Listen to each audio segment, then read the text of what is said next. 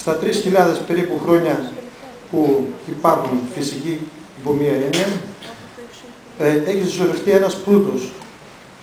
Ρωτάω τον κύριο Σιμόπουλο, πιστεύετε ότι αν δεχτούμε τα παράλληλα σύμπαντα που είπε κάποιος συνάδελφος, η φυσική όπως την ξέρουμε σήμερα, αρκεί για να περιγράψει ένα παράλληλο σύμπαν, αν το ανακαλύψουμε, ή θα πρέπει να καταλήξουμε στο εν είδα ότι ο δεν είδα τελικά?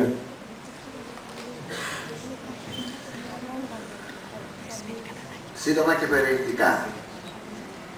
Υπάρχει μια θεώρηση του σύμπαντος που έχει από το 1974 και μετά αναπτυχθεί και τα τελευταία χρόνια ιδιαίτερα, ότι τα σωματίδια των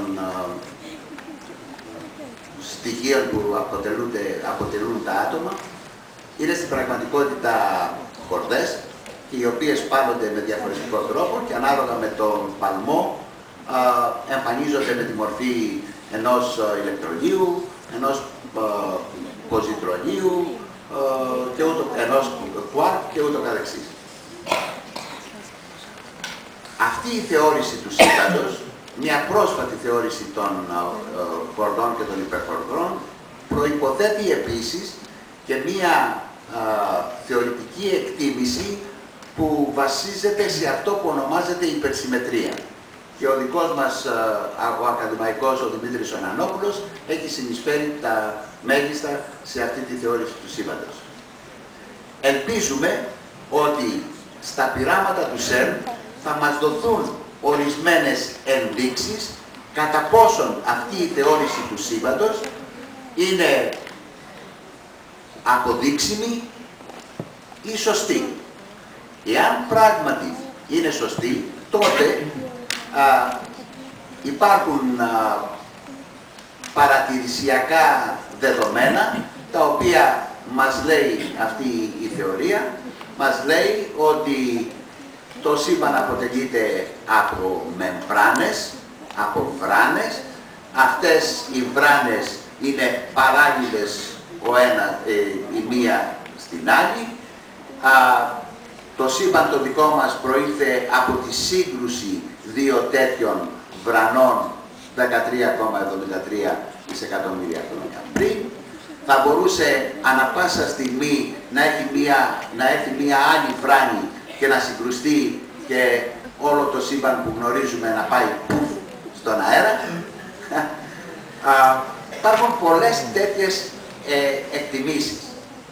Το φθινόπωρο το Ίδρυμα Ευγενίδου θα φέρει στην Ελλάδα έναν συνάδελφο ο οποίος είναι ιδιαίτερα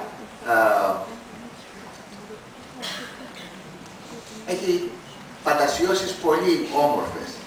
Έχει φτιάξει διάφορα βιβλία εκλαϊκευμένα. Μερικά από αυτά φτάνουν στα άκρα της επιστημονικής αποδοχής. Λέγεται Μιτσίο Κάκου. Η ομιλία αυτή θα μεταδοθεί ζωντανά μέσα από το διαδίκτυο για οποιονδήποτε θέλει να την ακούσει. Αυτός λοιπόν, μεταξύ των άλλων, έχει γράψει μερικά βιβλία ιδιαίτερα ενδιαφέροντα.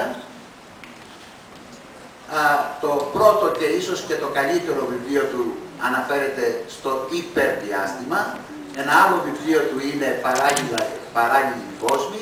Και ένα τρίτο, το οποίο θα δημοσιευθεί στα ελληνικά σε ένα περίπου μήνα, η φυσική του απίθανου. Και πραγματικά, άμα διαβάσετε αυτό το τρίτο βιβλίο, πολλά πράγματα ανατρέπονται τελείως. Είναι δηλαδή πραγματικά η φυσική του απίθανου. Θα έλεγα καλύτερα να διαβάσετε το πρώτο και όχι το τρίτο. Τι θέλω να πω με όλα αυτά τα μπλα μπλα? Ότι υπάρχουν θεωρίες, αλλά επιστημονικές θεωρίες, οι οποίες απαιτούν δοκιμή, πείραμα δηλαδή, παρατήρηση και επανειλημμένη παρατήρηση των ίδιων αποτελεσμάτων από πολλούς διαφορετικούς ερευνητές. Διαφορετικά, το να καθίσω εγώ στο χωριό μου και να πω, έβγαλα μία θεωρία και να πω ότι μου κατεβάσει το κεφάλι, αυτό δεν είναι θεωρία, αυτό είναι πλακία. Θεωρία χρειάζεται πρόβλεψη, απόδειξη και φυσικά επανάληψη αυτής της υπόθεσης από πολλούς ερευνητές.